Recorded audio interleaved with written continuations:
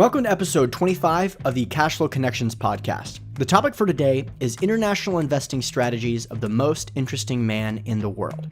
Remember when I said if you guys kept sharing the podcast with your friends and leaving reviews in iTunes that we'd be able to get more high-profile guests on the program? Well, we're currently getting about 5,000 downloads per month, and more attention is coming to the show on a regular basis. So today, we get to experience some of the benefits of that momentum. Our guest is very well known across several sectors of the investment space, and for quite well-deserved reasons. We're going to discuss a lot of topics that we've never discussed in the program before. We're going to talk about whether or not it's actually important to consider investing internationally and how you can mitigate the risks associated with investing in a new country with new tax laws and new cultures that you may not already be familiar with. We're going to talk about which countries currently present the most favorable risk-adjusted returns for U.S. investors, as well as some changes in laws that affect U.S. citizens and their ability to invest internationally. So if you're interested in any of these topics, you're really in for a treat. This is a really interesting conversation, one that I know that I'm looking forward to listening well into the future. Now, before we get to the episode, I have received a lot of comments about episode 1 with Jeremy Roll, where we talk about conducting due diligence on commercial real estate investments. There is a lot of content there and takeaways, so much so that we're going to turn it into an ebook. So this way, whenever you're conducting due diligence on a self-storage deal, for example, you can just scroll to that part of the book about self-storage. Or if you're reviewing underwriting assumptions on a multifamily deal, you can click the multifamily chapter and you can read what Jeremy and I had to say on the topic. It's going to be a lot easier given the fact that the episode is about an hour long and is just completely dense with good information. But you have to have an account with Cashflow Connections to get the ebook. So if you haven't done so yet, make sure to go to cashflowconnections.com, create an account with us so we can send you this free ebook as soon as it's completed. Remember, the ebook is free, but it is only available to people that have created an account with cashflowconnections.com. So make sure to go to the website, create an account, and we'll send you this ebook as soon as it's done. All right, let's get straight to the episode. How's it going, everyone? Today we have Doug Casey, who is best known as a speculator, economic commentator, and author of 7 books. He has been a New York Times bestseller and has been featured on hundreds of radio shows as well as Time, Forbes, and many other publications. He is currently completing a series of 6 novels reforming the reputations of politically incorrect occupations. The first, Speculator, was released in July of 2016, and the second, Drug Lord, was recently released in 2017. His firm, Casey Research, publishes a variety of publications and websites with a combined weekly audience in excess of 300,000 individuals, largely high net worth investors. And Mr. Casey has visited 155 countries, most of them many times, and he's lived in 10. And he has been active in polo, skydiving, martial arts, scuba, auto racing, and competitive shooting.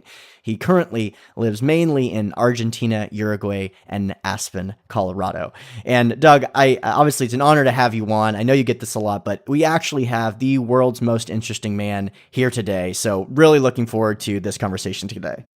Well, thank you, Hunter. I'm very flattered. So before we jump into this international investing stuff, let's talk just briefly about the lifestyle. How did you really get started in the international lifestyle space? Well, my junior year in college, which incidentally I recommend any young listeners forego. I think college is generally a waste of time and money, or a misallocation of time and money would be more accurate. But when I went to college, I had an opportunity to spend my junior year abroad, and it happened to be in the University of Freiburg in Freiburg, Switzerland, and that's where it started. Okay, awesome. And you're obviously still traveling quite frequently. What's your major driving factor in keeping you moving around? Yeah, well, it's like being an upmarket homeless person. Right now, I'm speaking to you from Cafayate, Argentina, as a matter of fact. And since we have fiber optics down here, it's almost like I'm in the same room with you, even though I'm in the high Andes right now.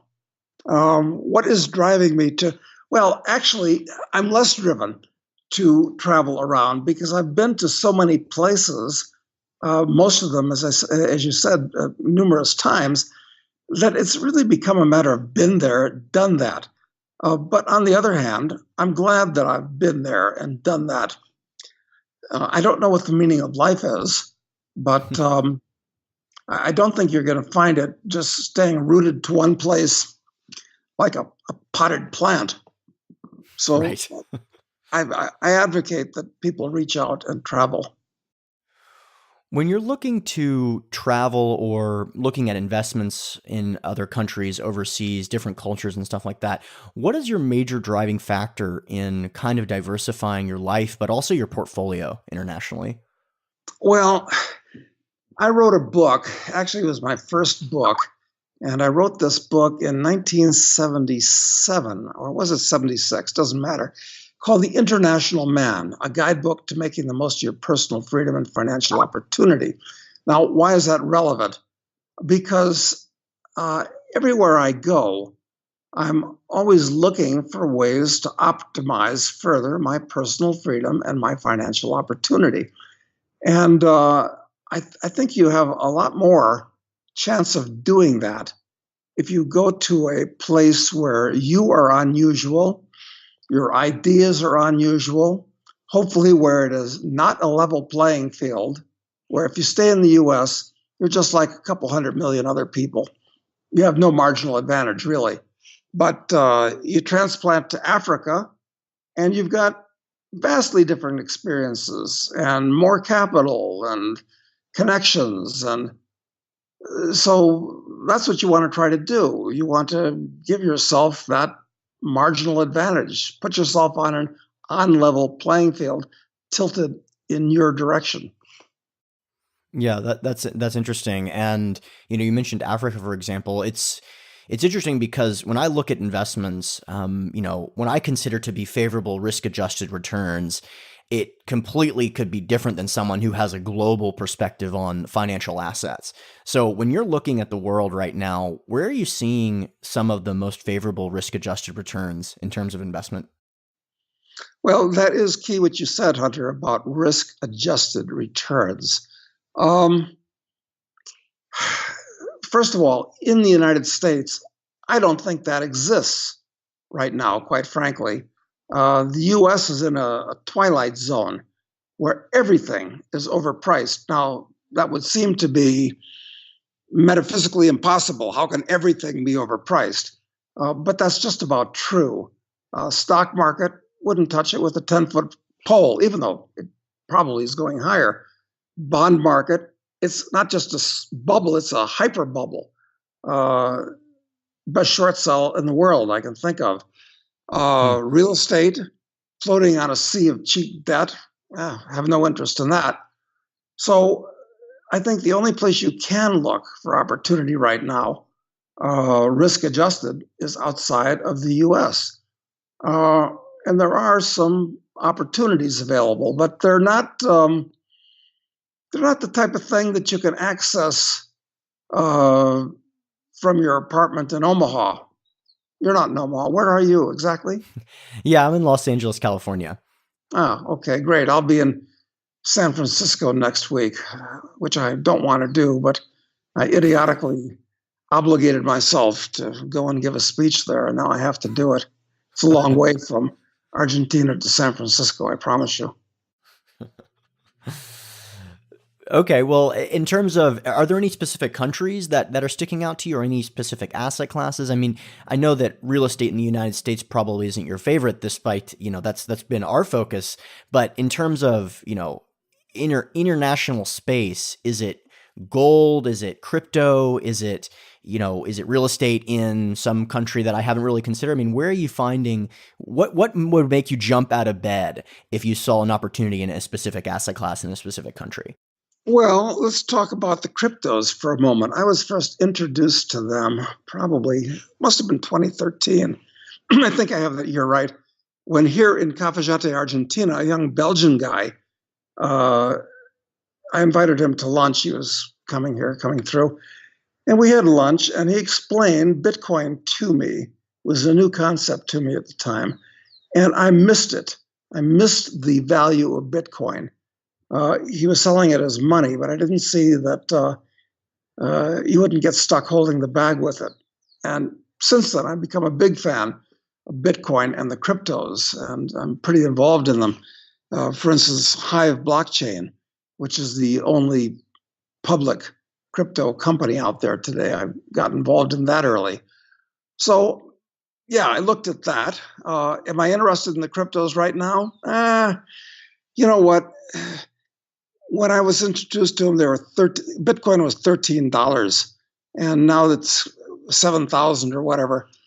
No longer the speculation it once was. Going higher, maybe, but I'm not terribly interested anymore. Much more interested in gold, actually, because people, it's a reasonable value. It's not cheap the way it was in 1971 at $35, or for that matter, in 2001 at $250, when it was cheaper in real terms than it was at $35 in 1971.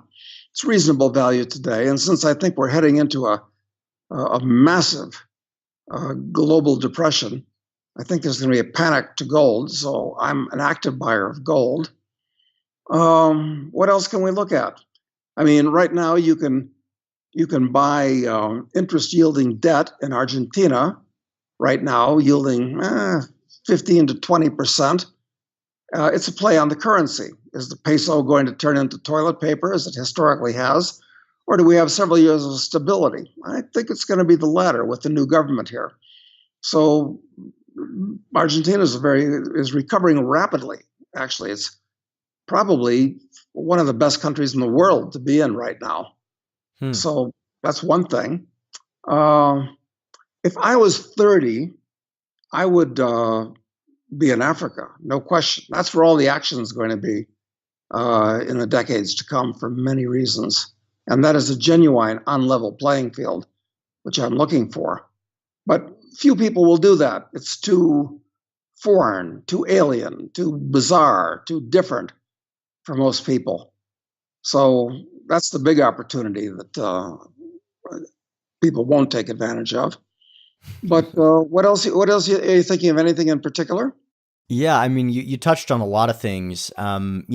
Just going off of what you just said, when I'm considering investing or looking at, let's say, for example, moving to Africa to take advantage of discrepancies there and my skill set and the access to capital that I may have being from Los Angeles in particular, one of the risks that I would perceive that going in would be my lack of understanding of the legal system, the tax laws, the customs, et cetera. And I wouldn't really have an infrastructure or network in there to kind of facilitate that.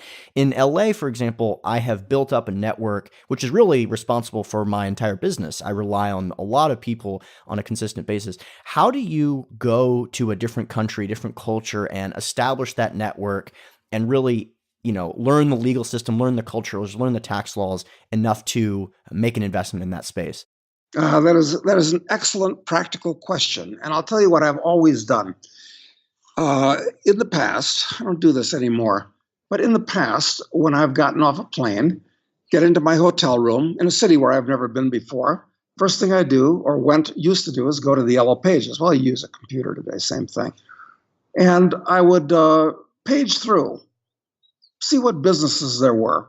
Anything caught my eye was interesting, but I would always go to lawyers and real estate agents. Why?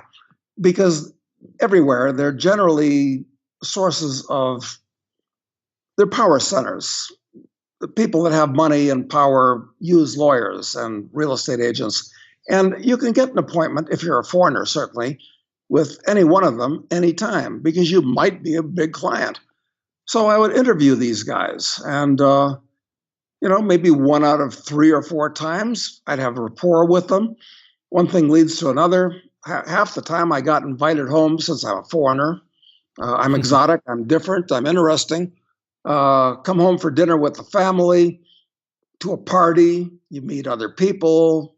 You do this, repeat it. I always go to art galleries too, because I'm interested in art. Commercial art, things that you buy in commercial art galleries.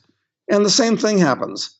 So you get to know people. And I've found that in these countries, within a week, 10 days, 2 weeks, I can be sitting down with the president of the country. I kid you not, because I've done a lot of this type of thing.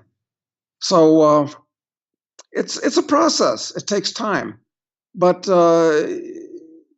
doing these things in the third world or the fourth world or the bottom of the barrel world, if you would, business isn't as big a deal as dealing in political entrepreneurship. Unfortunately, the reason that these countries are backward and bottom of the barrel is because they're political. It's all about politics, the government, and they're kleptocracies. So you have to orient yourself towards that. Knowing the tax laws and other things isn't nearly as important as getting wired with the people. It's all about corruption. It's disgusting. It's one of the reasons why, although Africa is going to advance, it's not going to advance nearly as fast as it should. But that's a good thing from your point of view as a speculator. Because remember, one definition of a speculator is he's somebody that capitalizes on politically caused distortions in the marketplace. Absolutely. Absolutely. And in fact, this is something that comes up recently, and on the show, we've talked about this before. I invest in mobile home parks in the United States, and I was actually on Jeff Berwick's show, who is a huge proponent of you, and he's a huge fan of yours.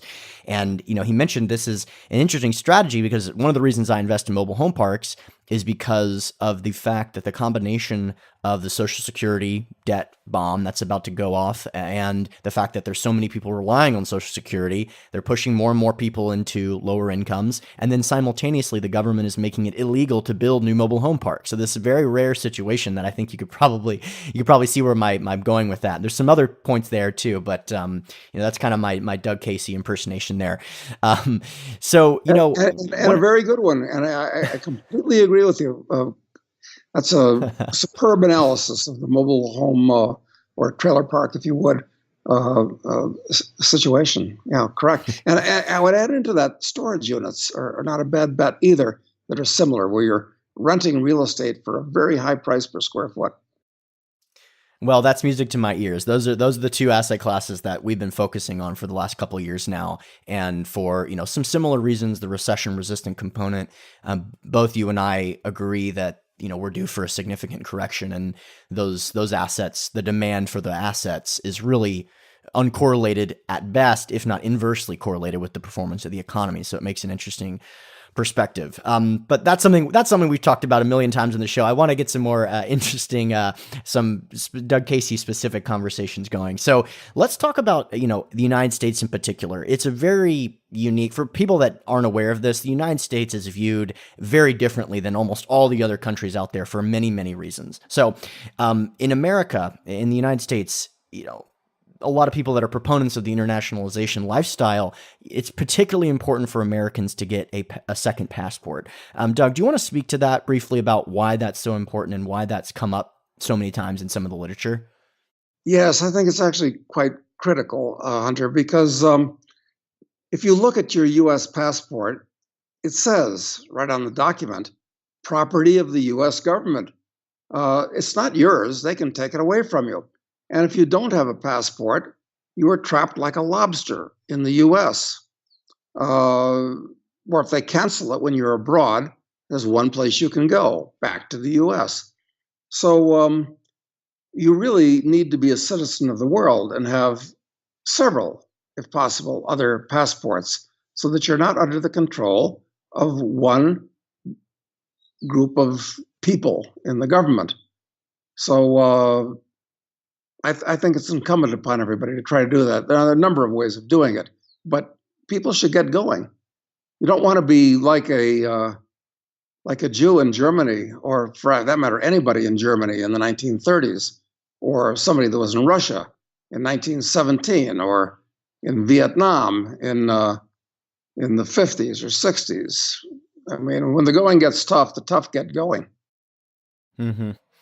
That's a good point. And, what's interesting about this is if, you start to pursue this and you get a second passport and you kind of go through that process of potentially opening up a second bank account or something like that, it's interesting that you'll find that there's a lot of warnings that say, keep in mind that if you're an American citizen, you may not be allowed to do this, this, and the other thing. First of all, why is that? What is your perspective on why that is, all those warnings about United States citizens and how the different laws apply to them, even overseas?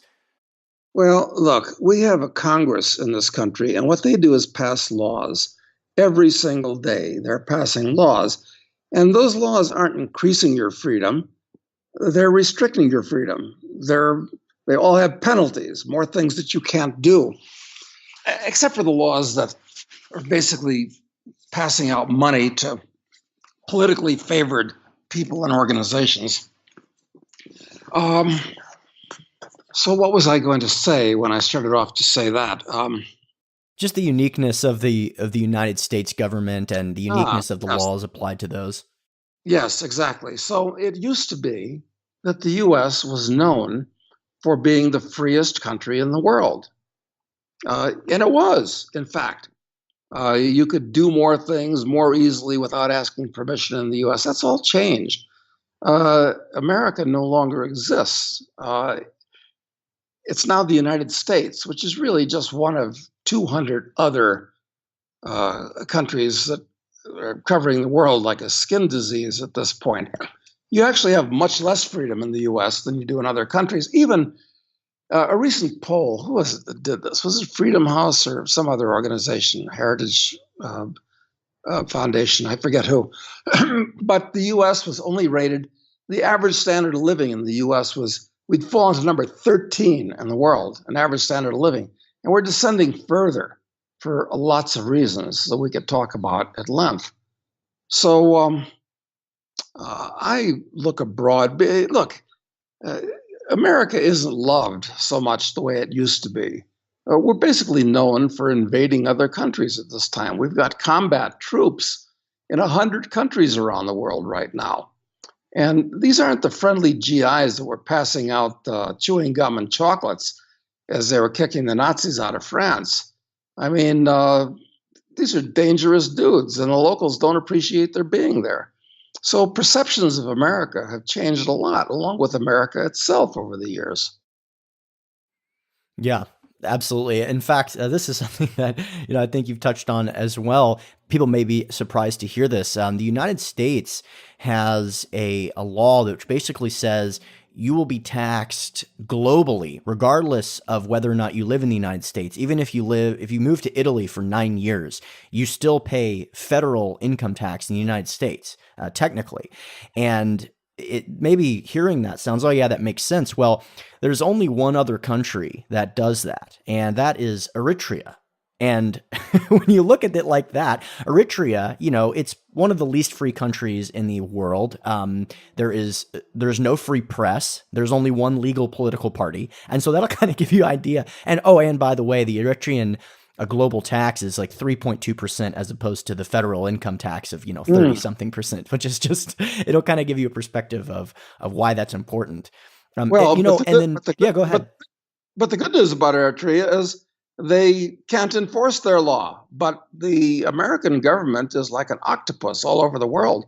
And Right. If you don't pay that tax, you could be in big trouble. You better not come to the U.S. anyway. Right. They have the actual capacity to effectuate that law, which is, but still other countries don't do it, which is one of the reasons why this situation in Puerto Rico that's opened up is really interesting. So let's talk just briefly about the tax haven and the tax situation in Puerto Rico and what your thoughts are on that whole situation. Well, you remember in West Side Story when Maria's friend sings, Puerto Rico, my heart's devotion, let it sink back into the ocean. It shouldn't be part of the U.S. to start with. It's a totally different culture and ethnicity and language and everything. It was a spoil of war from the Spaniards 120 years ago. So that's my first comment about Puerto Rico. But the good news is it's a tropical island. Half the Puerto Ricans live in the U.S. at this point. After the hurricane, which really destroyed the island. I haven't been down there, but I've had firsthand reports. I think there's a lot more Puerto Ricans that are going to go to the U.S. It's an economic basket case.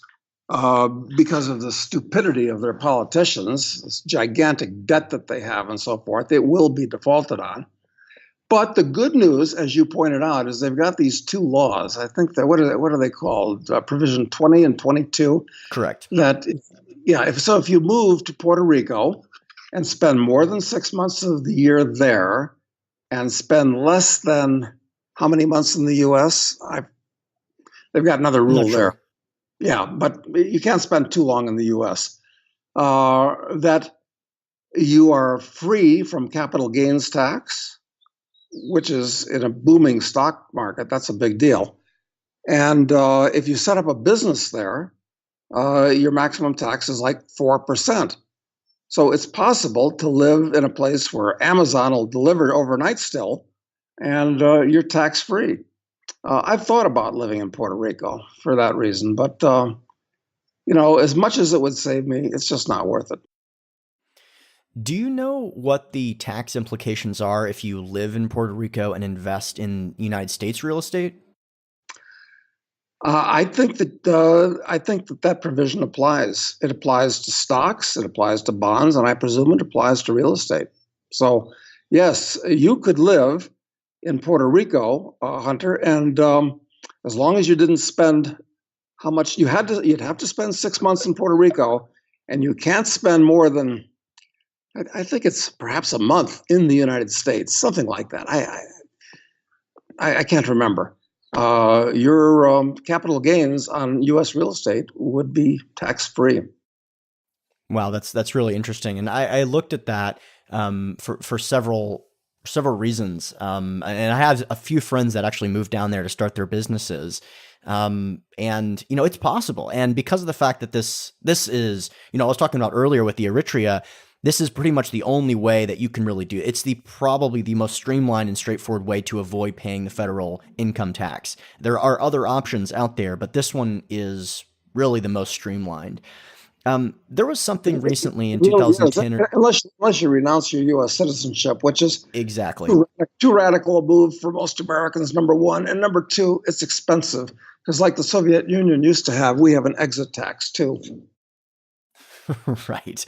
Yeah. In fact, this brings up a good point. We get to talk about a lot of stuff I don't usually get to talk about. If you Google or go to Wikipedia and look at the U.S. exit tax, you will find something very funny. The length and detail-orientedness of the U.S. exit tax is only mimicked by the Third Reich's exit tax during World War II. And there's several other countries that have something similar, but they're basically like 2 or 3 sentences when the U.S. is like 4 pages. So that'll kind of give you an idea. It's the fence is clearly facing inward. It's like in North Korea. They're not trying to protect us. They're trying to keep us in. So part of that fence on the southern border with Mexico, it may keep the Latins out, but also it can keep Americans in. Disturbing. Absolutely. Walls tend to do that for sure. And historically speaking, part of that comment about the getting rid of the citizenship, et cetera, there's something that happened in 2010, the FATCA, the Foreign Account Tax Compliance Acts of 2010. Does that affect your perspective on this, particularly when it comes to U.S. investors? Or talk a little bit of us about what that is and how that affects your perspective. Oh, this is a nightmare. A genuine nightmare. Most Americans are unaware of it. FATCA makes it not impossible, but very hard and very inconvenient for an American to open up a foreign bank account or a foreign brokerage account. That makes it much harder for you to get your money out of the country. It makes it much harder for you to diversify your assets politically. Why? Not because it's illegal. It's not. But when you go to open up your bank account, I don't care if it's in Switzerland or Hong Kong, I don't care where it is, anywhere in the world, chances are very, very high they're going to turn you away as soon as they see your American passport, because they just don't want to deal with the aggravation of having American clients. So there are banks and brokers, but that'll take your account, but you have to look for them. And you have to be connected, and you have to be a big client, or you have to live in that country. Then they'll take your account usually. But this is a huge restriction on Americans' freedom and flexibility, and horrible, horrible. So, out of curiosity, then, if you have that second passport, when you open a bank account in a foreign country with the second passport, then you're much less likely to be subject to them refusing to let you to do their banking there, or do they do that search and find out that you're a United States citizen, et cetera, et cetera? I mean, does that kind of avoid that problem? It may avoid it. For instance, there was a South African friend of mine that was going to open up a bank account in Uruguay. So she showed her South African passport. But perhaps because she was an English speaker, I don't know. They asked her, even though it was obviously she wasn't an American, she was a South African. They asked her, are you also an American citizen or do you have a green card? So they're serious about this. Mm-hmm. Mm-hmm. Pretty crazy. So, oh, it is. Something you mentioned earlier, kind of the combination of the debt and the cheap debt causing bubbles in a variety of different asset classes. It's challenging when you talk to the layman about these topics because of the fact that it's very challenging for them to see tangibly what effect they should be worried about. So when you talk about debt to GDP ratios, for example, what tangible results should people, the average everyday person, be worried about if there was a significant correction, or what the negative impact could be with this debt? Well, the first thing I like to point out about debt is it's the opposite of savings. In other words, when you have savings, you're living below your means. You're producing more than you consume, obviously, and savings is the difference. So what is debt? It basically means you're living above your means. But how can you do that? Two ways. The debt is either you're borrowing the capital of other people that have saved in the past, or you're mortgaging your future earnings. Those are the two ways you can contract debt. So there can be consumer debt, which is always bad, or there can be debt for production, which can be very good. That's how people deploy their savings, by lending for production. But there's so much debt in the world, and most of it is government debt, which is all consumer debt. It's all wasted. Or it's not productive debt. I mean, most of the corporate debt in the world today, these corporations aren't borrowing to build factories. They're half the time they're borrowing to buy their stock back out of the market. Why? Probably to jam the price of the stock to make the executives' stock options worth something. No, that's a horrible thing. Limits your flexibility. It's something that you shouldn't have. Got it. That makes sense. And so because of this, yeah, go ahead. You're a real estate guy, Hunter, and I can see having debt on real estate in today's low interest rate environment because it'll probably be inflated out of existence. So it could be good for you, assuming the real estate doesn't crash. So I'm trying to look at all sides of this. Sure. It's two sides of the same coin, but it can be, it can produce higher returns, but at the same time, it's going to increase your exposure to risk, obviously. Yeah. So, this is something that we've emphasized over and over again, which is that the financing terms of real estate is typically the most important. And when you hear horror stories about real estate, it almost exclusively has to do with debt, coming due at the wrong time, not being able to pay the debt service coverage on a monthly basis, et cetera.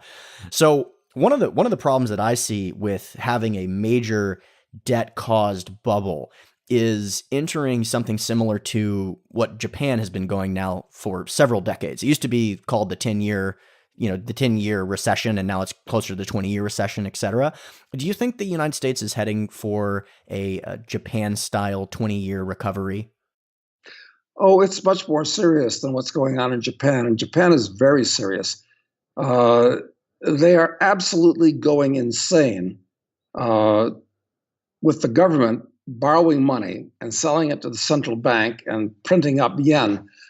I mean, the yen is going to reach its intrinsic value even sooner than the dollar does, the intrinsic value being roughly zero. It's a giant accident waiting to happen, especially when you combine that with the demographics of Japan. It's like an old people's home. No, look, I'm of the opinion that we are we entered a gigantic financial hurricane in 2007. And we went through the leading edge of the hurricane in 8 and 9. And then governments, not just the US government, but the Europeans, the Chinese, the Japanese, and certainly the US, printed up scores of, and all these minor countries too, printed up scores of trillions of new currency units. And that kind of poured oil on the waters, bailed out the failing institutions. And it's been a long, big eye of the hurricane. And when we go out of it soon, it's much overdue, in my opinion, years overdue. It's going to be unbelievable. It's going to be financial chaos. So I'm happy to make that prediction. I hope I'm wrong, because I like good times more than bad times. It's going to be unpleasant and inconvenient when the economy collapses again, but it's going to. Yeah, and just kind of for the listeners that may have not studied on the Japanese situation, they entered what a lot of economists have come to call a balance sheet recession. And the interesting thing about this is that most of the texts, business books and otherwise, kind of anticipate that businesses will maximize profits first. But something takes place when you have a bubble that is created by debt and you have asset prices across multiple different assets, all financial assets collapse. In Japan, financial assets collapse by like 80% in certain circumstances. When that happens, the number one priority for businesses goes from making investments to have profits to paying down debt. Now, that's fine if it's only one sector of the economy. But when you have everyone from car manufacturers to real estate investors to stocks, every single type of business simultaneously doing that, it's literally as if money is being taken out of the economy because it is kind of being paid down debt. And so this can really compound the effect. And it's been years and years and years as this has happened, as Japan's kind of worked through this. And part of that process has caused people, the fertility rate has decreased significantly because of the fact that the focus, again, similarly to the profit focus, the focus has been to really just recover financially. And, in my opinion, you've seen a little bit of that in real estate as well, particularly in markets like California, where people just got devastated. So the mania hasn't come back yet, but you still see inflated prices in a lot of different asset classes, but still people are skittish out there, and rightfully so. So let me talk to you briefly about interest rates. Do you think that we will see negative interest rates in the United States? Listen, I thought it was metaphysically impossible for there to be negative interest rates anywhere, but it turned out I was wrong. I mean, these people that run these central banks are actually criminally insane. High interest rates tend to encourage saving, and saving is a good thing. It means you're accumulating capital. But negative interest rates, they make it idiotic to save. It forces you to speculate in things. Now, as a speculator, I expect the chaotic environment, high inflation environment in the future. There's going to be lots of bubbles. It's going to be wonderful for speculators that are sophisticated and know what they're doing. But most people are not. And most people are devastated by it. I mean, most people just save their local currency and they get wiped out. So this is very serious from a sociological point of view, demographic. This is how you destroy a country. So these people that run these central banks, everybody looks upon them as saying, oh, they have PhDs, or well educated, they know what they're doing. No, they're complete fools. They don't know what they're doing. They have no grip of economics at all. So, I mean, they're morons that got themselves into this high political position where they can afford $2,000 suits and go to conferences where they all eat caviar. It's terrible. Central banks should be abolished. They serve no useful purpose. And there weren't central banks 100 years ago. They weren't necessary. Money was nothing but a medium of exchange and a store of value. So people used gold. It's well suited for that. So this is going to end badly.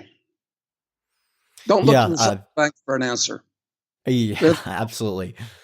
I agree completely. I mean, just, to sum up that entire point, it's like, are monopolies good for consumers? No. The central No. bank is a monopoly. Okay. Yeah, It's not going to be good. Just as simple as it can be. exactly. You have invested, and real estate may not be your number one focus, but I know that you have invested in real estate in the past. When you invest in real estate, what's your typical strategy there? And I guess tell us a little bit about a recent or previous real estate investment that you've invested in. Well, Hunter, real estate has been very, very good to me uh, because we've been in a worldwide, essentially, real estate bull market since the end of World War II. Now, I am of the opinion that this may be coming to an end uh, as a super cyclical bull market. But when I'm in the United States, I've always lived in Aspen, Colorado. And Aspen has been in a perpetual bull market from day one.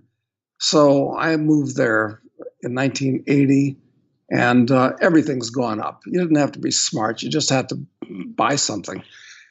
But it's been good to me in other places too. In Spain, I moved to southern Spain, in Andalusia, Marbella, actually, when a few years before it became part of the European Union.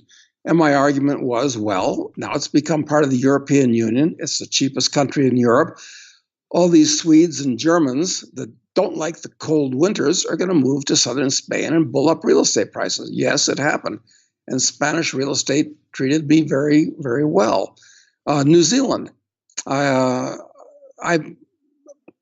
Originally, I've been there several times before, but when I was playing polo, I went there in the late 90s, and it was the cheapest place in the world to play polo.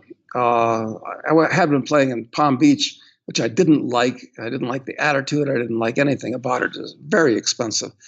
So I bought real estate there, and it was, at the time, the Kiwi dollar was only 38, 39 cents, and prices were depressed because every Kiwi with any moxie or gumption was on a plane to London or LA or Sydney to get the hell out of there because it was becoming the shallow end of the gene pool.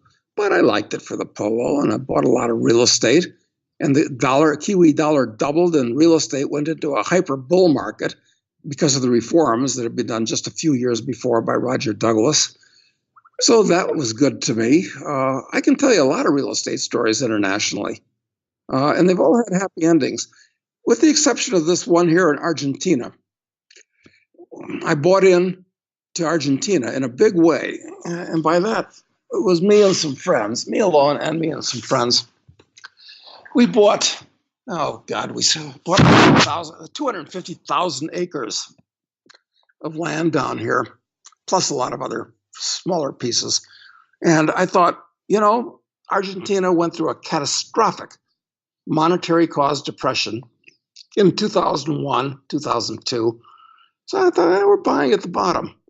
But how did I know that, the previous criminal president, who was a criminal, but not such a bad criminal, would be replaced by his wife, Christina, who, is a throwback to the communist 60s. But now that the government's changed, it's probably the most progressive government in the world. Progressive in a good way, not in the progressive way. I think I'm finally going to make money here in Argentina. I got my fingers crossed. So no, listen, I'm a fan of real estate. I think you just got to be in the right place at the right time. That's a pretty obvious statement, obviously, but easier said than done. Sure. Well, you mentioned the kind of economic crisis that Argentina went through. Is Venezuela on your radar at this point? It should be, but it's not. And I don't think it will be. And I'll tell you why not. The problem with Venezuela, all these South American countries are different. They're like islands, all of them. They're all different. And trouble with Venezuela is the oil. It's got these huge oil reserves. And this is a problem when you have a strong central government.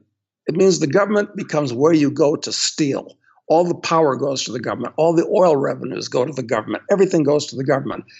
And the country's become totally corrupted, especially with this idiot that's running the place now, Maduro, who is even worse than Chavez was. He's actually of low intelligence in addition to everything else. So the problem with Venezuela is the oil is still going to be there. And it's such a disaster at this point. What are they going to do? Are they going to free marketize the place and privatize all the oil? And this is my hobby, incidentally. It's going to third world countries and pitching them on a scheme to do exactly that. I don't think it's going to happen in Venezuela. But maybe after they kick Maduro out, maybe they'll get a Pinochet. Well, it's possible. That would be a good thing. Pinochet is a person with a very unjustly deserved bad reputation, I might point out. We could talk about that if you wanted to. Incidentally, when Pinochet came in, after Allende went out, you could make such a score in Chile. I remember in Chile, I was in the best subdivision of Santiago, visiting a friend of a friend. Fantastic house, 10,000 square foot house, swimming pool, tennis court, all this stuff. Best part of the town. He said, when Allende was in office, I would have sold this house to you for $25,000, and all my neighbors would have done the same, but there were no buyers. Now, that house today in Santiago, 5, 6, 7, I don't know how many millions. So this is how radically things fluctuate in these countries when they have political disasters. I could tell you a lot of stories about those. I didn't buy the house. I should have flown to Chile in 1973, but I didn't have much money in 1973. So makes sense. And for the listeners out there, if you haven't, if you're not familiar with the story in Chile, Google the Chilean miracle. And if you've never heard the story before, it's pretty unbelievable, especially since it's not very commonly talked about. Basically, the Pinochet hired and kind of put into power a lot of people that were significantly influenced by Milton Friedman, who is one of the most, one of my personal influential people when it comes to understanding economics. We don't have time to get into it today, but you should definitely be knowledgeable about it because it's really interesting, especially in the topic similar to the conversation that we've had today. So, Doug, just a couple more questions. I know you got to run in just a second and our time's coming to a close, but what are some of the lessons that you've learned investing in all these different countries through multiple different market cycles? I mean, what are some of the key takeaways that you could share with us? The experience is worth as much as the money. You've got a much richer, broader life if you explore all the nooks and crannies and different people, weird people in the world, as opposed to just staying in your hometown and living and dying there. That can be pleasant, but I think that it's all part of a package. So it's treated me well financially, and it's treated me well from an experiential point of view. And that's what I recommend that people do, is get out of your box and get on an airplane. Yeah, I think that is absolutely great information. Doug, before we run, make sure to just let listeners know how to get in contact with you and some of your websites that you promote. Okay, well, I have a lot of free articles that I write in addition to the paid subscriber stuff we have. So go to kcresearch.com. That's one. Go to internationalman.com. That's a free publication and very good, incidentally, that we publish. So kcresearch.com, internationalman.com, and highgroundbooks.com, where Speculator and Drug Lord and next year Assassin will be available, and they're available on Amazon too. So I hope some of our listeners do that. I love it, and I'm sure they will. This conversation has been absolutely awesome. Doug, thanks again for coming on. And thank you for having me on, Hunter. All right. Well, thank you again for taking the time to check out this episode. Obviously got to touch on a lot of stuff that I'm interested in, but we definitely have not talked about on the podcast before. Again, if you're interested in getting contact with Doug Casey, feel free to contact him at the links provided in the show notes page. Additionally, remember, if you want a copy of that free ebook, which is on conducting due diligence in every single major asset class of commercial real estate, make sure to create an account with Cashflow Connections, and we will send you it as soon as it's done. Thanks a lot.